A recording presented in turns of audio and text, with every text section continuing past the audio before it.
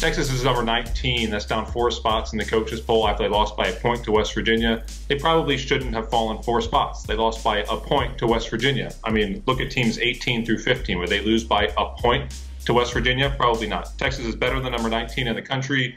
They're number 19 because they have 3 losses, but if this was a list of the 25 best teams in the country in some sort of order, Texas should be higher than 19.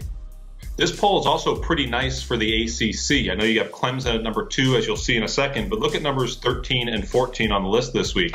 Syracuse, okay, Boston College, all right, football season, both of these teams top 15 in the country. That's great for the ACC. It's really good for Clemson because what it means essentially is that the ACC is good enough that Clemson could lose a game the rest of the way, win the conference title game, and still breeze their way into the college football playoff.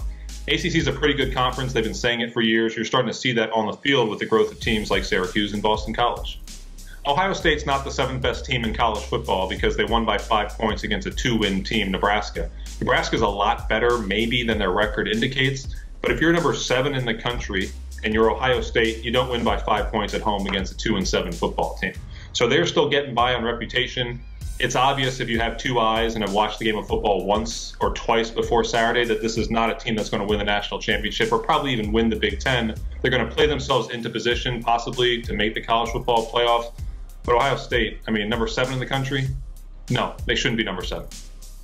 Alabama's number 1 again, continuing a streak that's gone on for almost a decade now where they're the number 1 team in the country. They're number 1 because they went to LSU, which used to be number 3, and they won 29-0. And to me, they didn't even play that well, and LSU never even had a shot. It was like there were 2 different sports they were playing because LSU was so hapless against Alabama.